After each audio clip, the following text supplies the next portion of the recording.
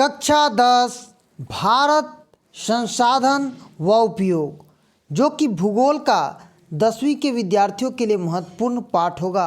पहला पाठ हम अध्ययन करेंगे, इसका नाम है भारत संसाधन व उपयोग।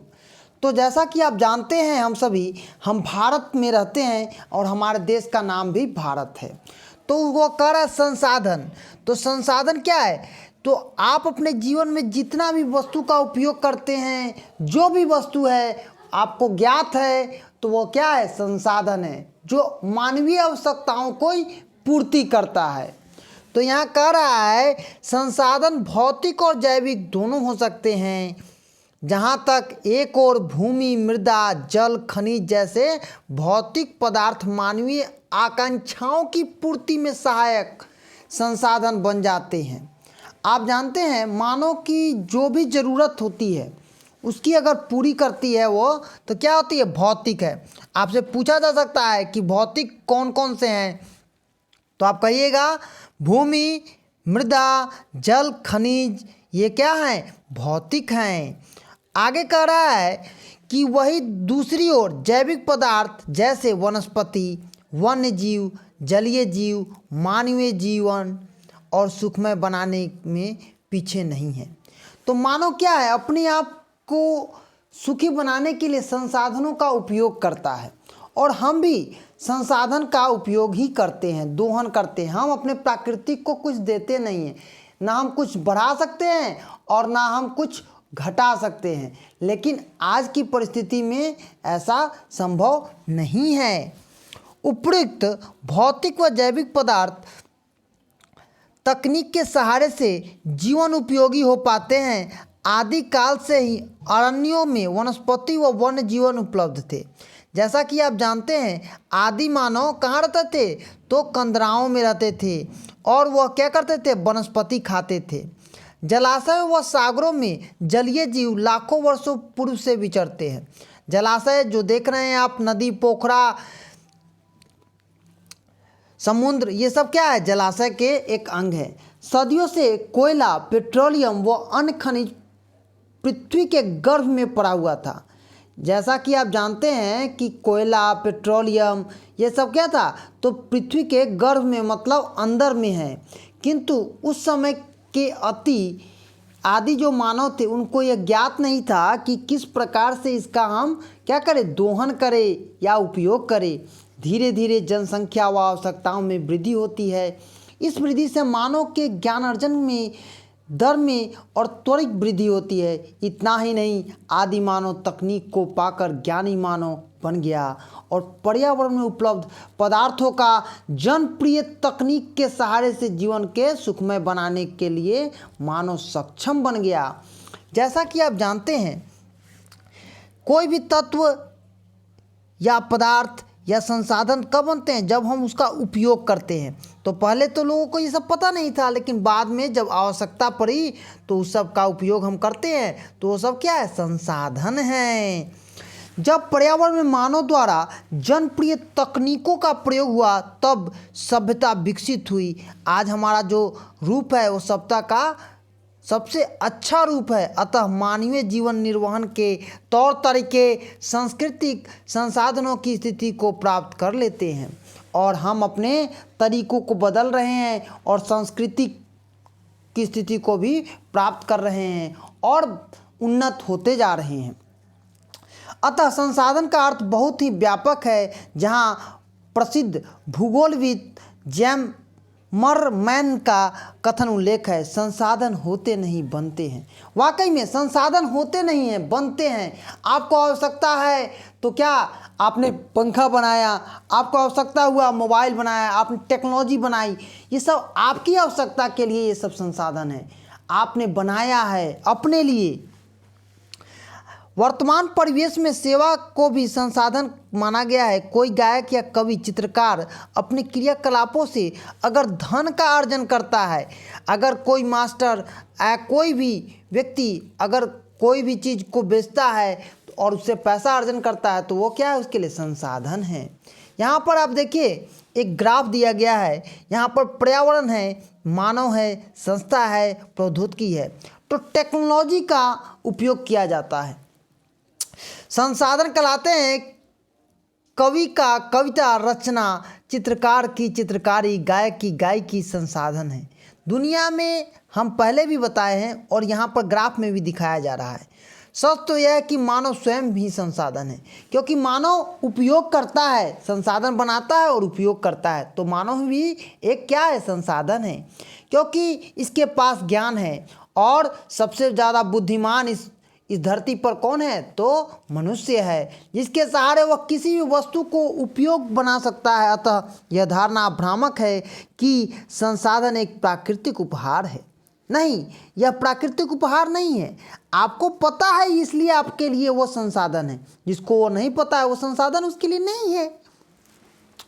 तो संसाधन किसी भी देश की आर्थिक सामाजिक क्या होते हैं, मेरुदंड होते हैं। तो क्या है, ये आपके मेरुदंड हैं। जिनके पास संसाधन होता है वो उन्नत होते हैं। तो कह रहा है संसाधन विपन्न राष्ट्र अंतर्राष्ट्रीय दौर में पिछड़ जाते हैं। इसका मतलब यह नहीं है कि प्राकृतिक संसाधन से संपन्न राष्ट्र ही विकसित करते हैं। जैसे जापान एक ऐसा ही देश है जो प्राकृतिक संसाधनों में अत्यंत विपन्न है, लेकिन टेक्नोलॉजी में बहुत आगे है। किंतु इसके मानव संसाधन तकनीकी दृष्टि से इतने सबल हैं कि यह देश में उपलब्ध सभी पदार्थों का बहुत ही विवेक के साथ उपयोग करता है। अतः किसी देश का विकास के भौतिक व जैविक संसाधनों के साथ साथ मानव संसाधन का भी बहुत भूमिका होती है।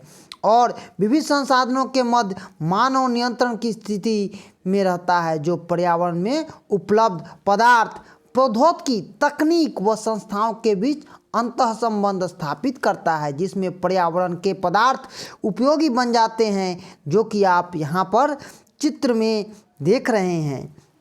देखिए, मानव पर्यावरण बनाता है और पर्यावरण से ही वह चीज़ें को सीखता है और प्रौद्योगिकी टेक्नोलॉजी के सहायता से वो आगे बढ़ जाता है।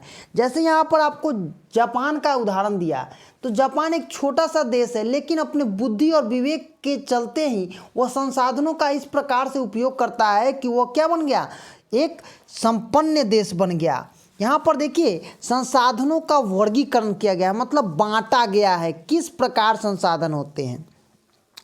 तो संसाधन के वर्गीकरण इस आधार पर है, उत्पत्ति के आधार पर जैव और अजैव। दूसरा है उपयोगिता के आधार पर नवीकरणीय अनवीकरणीय। और तीसरा है स्वामित्व के आधार पर व्यक्तिगत, सामुदायिक और राष्ट्रीय और अंतर्राष्ट्रीय। और यहाँ पर देखिए चौथा भी है विकास की स्थिति के आधार पर संभाव्य, विकसित, भंडार और संचित। यहाँ पर एक ग्राफ दिया गया है, इस ग्राफ को समझिए आप। तो संसाधन के यहाँ पर प्रकार है, उत्पत्ति के आधार पर संसाधन दो प्रकार के हैं। आपसे पूछा जा सकता है कि संसाधन के कितने प्रकार होते हैं, तो आप कहिएगा दो होते हैं। एक होता है जैव संसाधन। अब हम समझते हैं जैव संसाधन आखिर है क्या। तो ऐसे संसाधन की प्राप्ति जैव मंडल से होती है, जिसमें सजीव के सभी लक्षण मौजूद होते हैं। जैसे मनुष्य क्या है, सजीव है, अपने आप को निर्जीव है नहीं। वनस्पति देखते हैं, वनस्पति भी बढ़ते रहता है। मत्स्य, पशुपालन व अन्य प्राणी समुदाय जितना है ये सब क्या है, जैव संसाधन है। अब हम समझेंगे अजैव। निर्जीव वस्तुओं के पदार्थों को अजैव संसाधन कहते हैं। जैसे चट्टान, चाहे आप कोई भी लोहा ले लीजिए या कोई भी सामान ले लीजिए जो कि क्या हो, चलने नहीं वाला हो, तो वो क्या हो जाता है, अजैव हो जाता है। जैसे खनिज आदि। आगे देखिए यहाँ पर कह रहा है उपयोगिता के आधार पर संसाधन के दो वर्ग हैं। आपसे पूछा जा सकता है कि उपयोगिता के आधार पर कितने प्रकार के संसाधन हैं, तो आप कहिएगा पहला है नवीकरणीय संसाधन। वैसे संसाधन जिसमें भौतिक, रासायनिक या यांत्रिक प्रक्रिया द्वारा नवीकृत या पुनः प्राप्त किया जा सकता है। जैसे सौर ऊर्जा। तो सौर ऊर्जा क्या किया जाता है, हम लोग प्लेट लगा लेते हैं और सौर ऊर्जा प्राप्त कर लेते हैं। पवन ऊर्जा, बड़ा सा क्या फैन टाइप का होता है और वो चलते रहता है, उससे हम क्या करते हैं, पन बिजली बना लेते हैं, जल विद्युत बना लेते हैं। वन प्राणी है, ये सतत और प्रवाह जैव संसाधनों के वर्गीकृत हैं। अब आगे कह रहा है अनवीकरणीय संसाधन। देखिए, ऐसे संसाधनों का विकास बहुत लंबी अवधि में जटिल प्रक्रियाओं द्वारा होता है। मतलब ऐसा चीज़ है, यह बहुत धीरे धीरे लाखों वर्षों तक लग जाता है इसको बनने में। और इसमें कुछ भी ऐसे संसाधन भी हैं जो पुनः चक्रित नहीं होते हैं, जो एक बार यूज कर लीजिएगा उसके बाद वो खत्म हो जाता है। जैसे आप कह सकते हैं जीवाश्म ईंधन। आप लोग यहाँ गैस उपलब्ध होता है, देखिएगा एक बार गैस का यूज कर लीजिएगा ख़त्म हो जाता है, तो फिर से हमें लाना पड़ता है। पेट्रोल वही है। आगे कर स्वामित्व के आधार पर संसाधन के 4 प्रकार होते हैं। आपसे पूछा जा सकता है कि संसाधन स्वामित्व के आधार पर संसाधन के कितने प्रकार हैं, तो 4 प्रकार हैं। पहला है व्यक्तिगत संसाधन। ऐसे संसाधन किसी खास व्यक्ति के अधिकार क्षेत्र में होते हैं, जिसके बदले में वे सरकार को लगान या क्या करते हैं, चुंगी देते हैं। तो आपके भी घर में जो ज़मीन होगा उसका हर महीने रसीद कटता है। और रसीद कटता है क्यों? क्योंकि आपका मालिकाना हक आपका होगा। इसलिए जैसे भूखंड, घर व अन्य जायदाद जिस पर लोगों का निजित्व स्वामित्व नहीं होता है, आपका जो है वो आपका है। बाग बगीचा, तालाब, कुआं आदि भी ऐसे संसाधन हैं जिस पर व्यक्ति का निजी स्वार्थ या निजी आधिपत्य होता है। आगे कर है सामुदायिक संसाधन। अब देखिए क्या होता है सामुदायिक संसाधन। तो ऐसे संसाधन किसी खास समुदाय के आधिपत्य में होते हैं, जिसका उपयोग समूह के सारे लोग करते हैं। जैसे गांव का आप देखिएगा चारागाह, जहाँ क्या करता है, लोग अपना भैंसी गाय बैल चराता है। शमशान भूमि, मंदिर, मस्जिद, आपका विद्यालय, तालाब आदि। तो नगरीय क्षेत्र में इस तरह से सार्वजनिक पार्क, पिकनिक स्थल, खेल मैदान, मंदिर, मस्जिद, गुरुद्वारा, गिरजाघर, ये संसाधन संबंधित समुदाय जहाँ पर सब लोगों का है। आप देखिएगा रेलवे स्टेशन, ये भी है सामुदायिक। आगे आपका कह रहा है राष्ट्रीय संसाधन। आखिर राष्ट्रीय संसाधन क्या है, आपके मन में होगा। तो कानूनी तौर पर देश या राष्ट्र के अंतर्गत सभी उपलब्ध संसाधन राष्ट्रीय संसाधन है। मतलब कानून और तौर पर, मतलब कानून के द्वारा देश या राष्ट्र की जो भारत देश की संपत्ति है वो क्या है, वो वैध है। किसका है, तो राष्ट्रीय है। वे व्यक्तिगत संसाधन का अतिग्रहण आम जनता के हित में कर सकते हैं। जैसे आप लोग देखिएगा कभी कभी रेल लाइन के लिए क्या किया जाता है, दूसरे के ज़मीन को मुआवजा देकर लिया जाता है, या रोड बनता है या कोई भी बिल्डिंग बनाना होता है तो क्या करता है, उसके लिए आपको पैसा मिलता है। आपने अपने गांव के आसपास के क्षेत्रों में शहरी विकास प्राधिकरण का बोर्ड देखा होगा। इसे सरकार के भूमि अधिग्रहण करने हेतु अधिकृत किया जाता है। ये भूमि सहित अन्य नगरीय संसाधनों का विकास करते हैं। आपके बगल में भी फ्लाईओवर या कोई भी चीज़ बनता है तो सरकार क्या करती है, उस ज़मीन को ले लेती है और आपको मुआवजा देती है। आगे कह रहा है अंतर्राष्ट्रीय संसाधन। तो ऐसे संसाधन का नियंत्रण अंतर्राष्ट्रीय संस्था करती है। जैसा कि आप जानते हैं हमारा देश क्या होता है, अंतर्राष्ट्रीय सीमा रेखा के जो उसकी रेखा होती है उसके इर्द गिर्द जितने भी होते हैं 200 किलोमीटर की दूरी को छोड़कर महासागरीय संसाधनों पर किसी देश का आधिपत्य नहीं होता है। तो हमारी जो LOC की रेखा है उसके बाद का जो 200 किलोमीटर का क्षेत्र है वो क्या पड़ता है, संसाधनीय क्षेत्र के लिए। यहाँ पर कह रहा है ऐसे संसाधनों का नियंत्रण अंतर्राष्ट्रीय संस्था करती है। तट रेखा से, जो आपका तट का रेखा है उससे 200 किलोमीटर दूरी को छोड़कर खुले महासागरीय संसाधनों पर किसी देश का आधिपत्य नहीं होता है। मतलब 200 के इधर हम लोगों का होगा और 200 के उधर का सब देशों का होगा। ऐसे संसाधन का उपयोग सिर्फ अनुसंधान मतलब रिसर्च के लिए अंतर्राष्ट्रीय संस्थाओं की सहमति से किसी राष्ट्र द्वारा किया जाता है और आप ये सब चीज़ें देखते भी हैं। आगे है कह रहा विकास के स्तर पर संसाधन को 4 भागों में विभाजित किया गया है। कितने भागों में, तो यहाँ पर 4 भागों में। पहला कह रहा है संभावी संसाधन। ऐसे संसाधन जो किसी क्षेत्र विशेष में मौजूद होते हैं, जिससे उपयोग में लाने जाने की संभावना रहती है। इसका उपयोग सभी तक किया जाता है, जैसे हिमालय क्षेत्र का खनिज। इसका उत्खनन अधिक गहराई में होने के कारण दुर्गम और महंगा है। जैसा कि आप जानते हैं, बहुत सारे क्षेत्रों में वहाँ पर टेक्नोलॉजी के सहारे या बहुत कम ही खनाई होता है। उसी प्रकार राजस्थान, गुजरात क्षेत्र में पवन ऊर्जा की असीम संभावना है, परंतु अभी तक इसका सही रूप से विकास नहीं हो पाया है। मतलब इसका विकास अगर होगा तो ये बहुत अच्छा ऊर्जा का साधन बन सकते हैं। आगे कर रहा है विकसित संसाधन। ऐसे संसाधन जिसका सर्वेक्षण उपरांत उपयोग हेतु मात्रा का गुणवत्ता का निर्धारण हो चुका हो और पूर्व में भी यह क्या हो तो बनाया जा चुका है। ऐसे संसाधन को विकसित तकनीक और उसकी संभावना पर निर्भर करता है।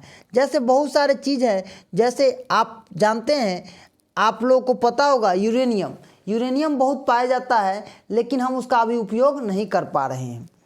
आगे कर रहा है भंडारण संसाधन। ऐसे संसाधन पर्यावरण में उपलब्ध होते हैं तथा मानवीय आवश्यकताओं की पूर्ति में सक्षम होते हैं। मतलब मानव की आवश्यकताओं की पूर्ति के लिए वह सक्षम है। उपयोग हेतु प्रौद्योगिकी के अभाव में इसे केवल भंडारित संसाधन कहते हैं।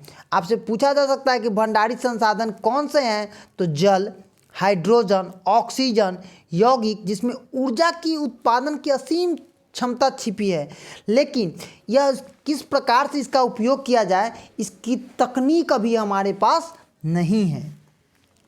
आगे कर रहा है हम लोगों को संचित कोष संसाधन। तो देखिए, वास्तव में ऐसे संसाधन भंडारण संसाधन के अंश है। मतलब जो भंडार में उपलब्ध है, जिससे उपलब्ध तकनीक के आधार पर प्रयोग में लाया जा सकता है। इसका तत्काल प्रारंभ उपयोग नहीं किया जाता है।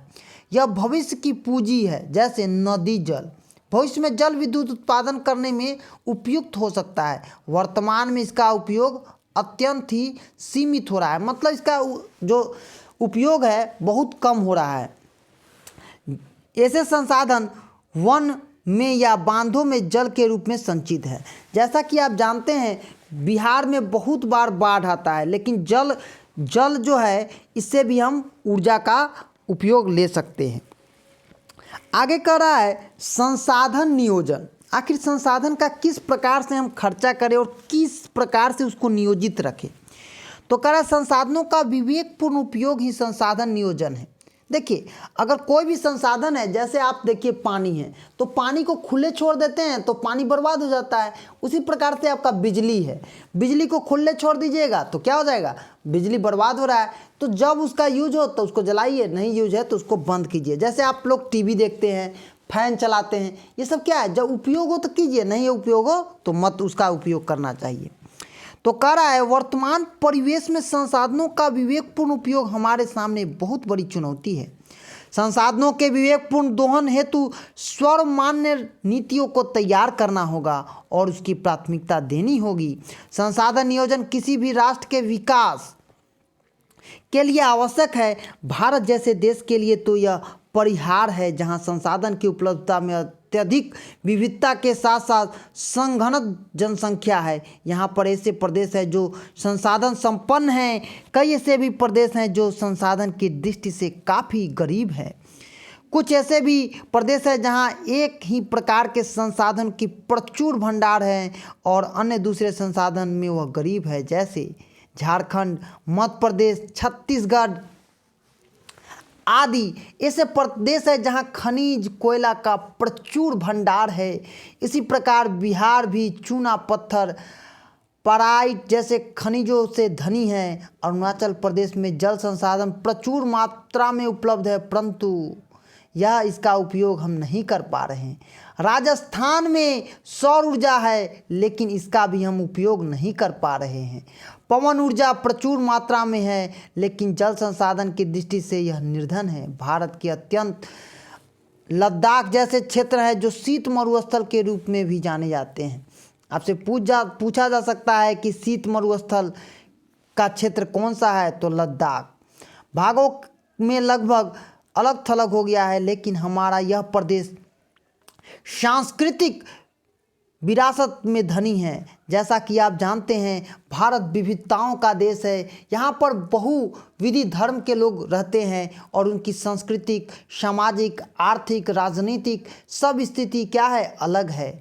जहाँ जल, महत्वपूर्ण खनिज, मौलिक अवयव और असंचारित कमी है, अतः राष्ट्रीय, प्रांतीय, अन्य स्थानीय स्तरों पर संसाधनों के समायोजन हेतु संसाधन नियोजन का कार्य अनिवार्य करता है। आगे कह रहा है भारत में संसाधन नियोजन। तो भारत में संसाधन का किस प्रकार से नियोजन किया जाए?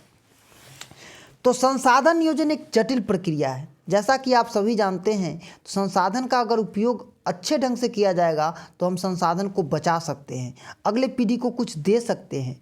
इसके लिए आवश्यक क्रियाकलाप यह प्रकार से बताया गया है। कह रहा है देश के विभिन्न प्रदेशों में संसाधन की पहचान करने के लिए क्या करना चाहिए, हमें सर्वेक्षण कराना चाहिए।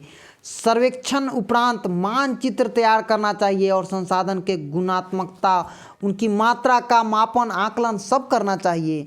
आगे कह रहा है संसाधन विकास योजनाओं में मूर्त रूप देने के लिए आवश्यक प्रौद्योगिकी, कौशल और संस्थागत नियोजन के रूप में रेखा तैयार करनी चाहिए। उसके आगे कहा जा रहा है राष्ट्रीय विकास योजनाओं पर संसाधन विकास योजनाओं के मध्य एक समन्वय स्थापित करना चाहिए। मतलब उन्हें बताना भी चाहिए कि किस प्रकार से हम संसाधनों का उपयोग कर सकते हैं। आगे कह रहा है हमारे देश में स्वतंत्रता प्राप्ति के बाद ही संसाधन नियोजन में लक्षित उद्देश्य हासिल करने का प्रयास किया जा रहा है। इस संदर्भ में भारत सरकार द्वारा प्रथम पंचवर्षीय योजना की प्रयास किया गया। किसी भी इकाई का विकास हेतु संसाधन एक आवश्यक शर्त है। अगर हमें किसी देश को आगे बढ़ाना है तो उनके शर्तों के अनुसार और उन्हें आगे बढ़ा सकते हैं। प्रौद्योगिकी संस्थाओं में वांछित परिवर्तन लाकर केवल संसाधनों की उपलब्धता विकास संभव है। आज ही हमारे देश में नहीं, अनेक राज्यों में संसाधन की प्रचुर मात्रा उपलब्ध है। आर्थिक रूप से पिछड़े राज्य की गणना की जाती है। इसके विपरीत ऐसे ही राज्य हैं संसाधन के लिए विकसित हो गए हैं।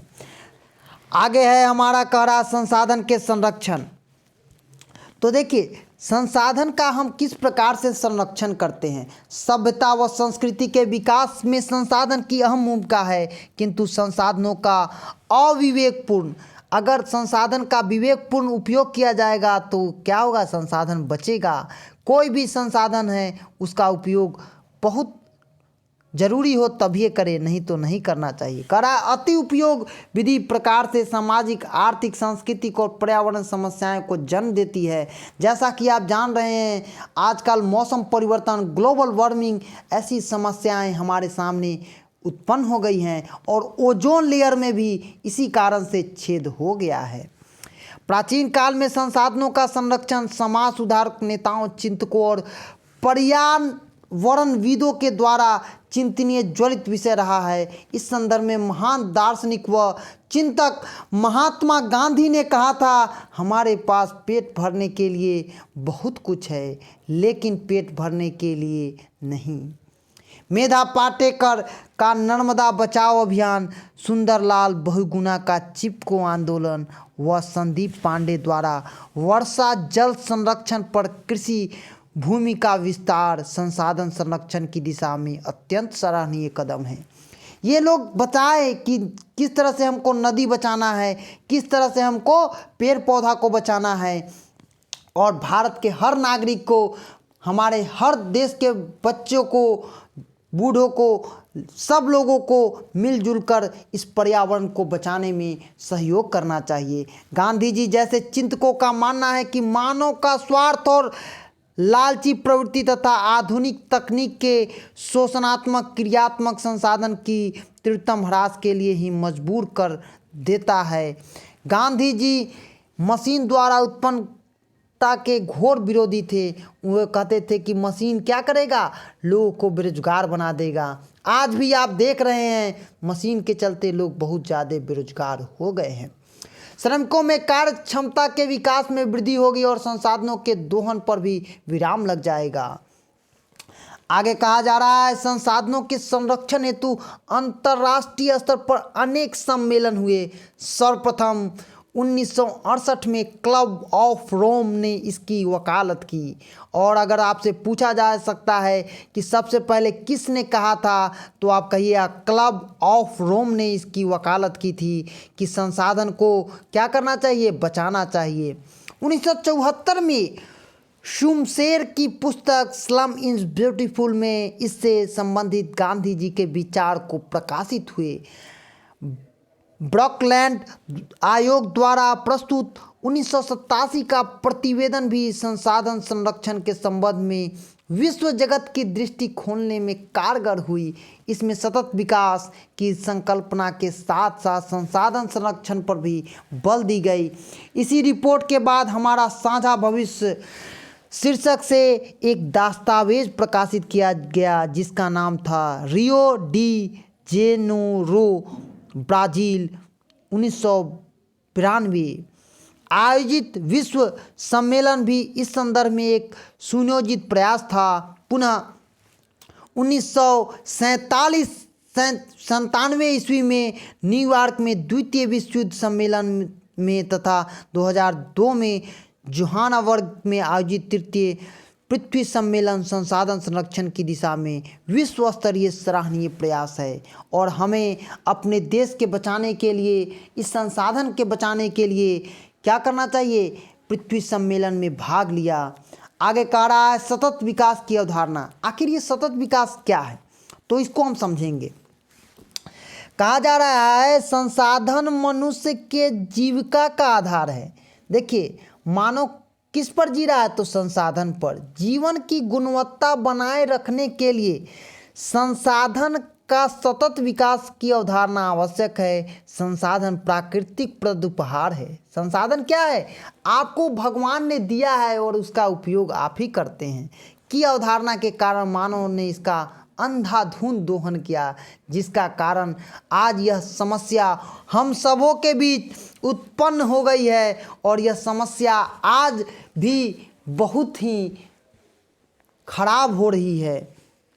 कह रहा है व्यक्ति के लालच से ही संसाधन का ह्रास हो रहा है। संसाधन का केंद्रीकरण खास लोगों के हाथ में, जो कि एक संपन्न हैं, उनके हाथों में चला गया है। और संपन्न लोग स्वार्थ के वशीभूत होकर संसाधन का क्या कर रहे हैं, दोहन कर रहे हैं, जिसमें विश्व परिस्थिति को घोर संकट में उत्पन्न कर दिया है।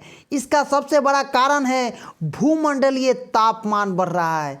आप देखिए, गर्मी दिन पर दिन बढ़ रहा है, ग्लेशियर पिघल रहा है, ओजोन परत में छेद हो रहा है, वायु प्रदूषण हो रहा है, भूमि अम्लीय वर्षा हो रहा है, ऋतु परिवर्तन हो रहा है, विषम परिस्थिति आ गया है। और यह सब क्या हो रहा है, स्वार्थी लोगों के दोहन के चलते हो रहा है। पृथ्वी का जैविक संसार विनाश की आगोश में समा जाएगा। उपयुक्त परिस्थितियों से निजात पाने व विश्व शांति के साथ जैव जगत के गुणवत्तापूर्ण जीवन लौटाने के साथ सर्वप्रथम समाज में संसाधन का न्याय संगत बंटवारा, परिहार, दूसरे शब्दों के संसाधन नियोजित उपयोग होना आवश्यक है। इससे पर्यावरण को बिना क्षति पहुंचाए भविष्य की आवश्यकताओं के मद्देनज़र वर्तमान विकास को कायम रखना होगा। ऐसे ही धारणा सतत विकास कही जाती है। इसे वर्तमान विकास के साथ भविष्य भी सुरक्षित होता है। तो आज हमने पढ़ा है पहला चैप्टर भूगोल का, जो कि वर्ग 10वां के विद्यार्थियों के लिए अति महत्वपूर्ण होगा। धन्यवाद।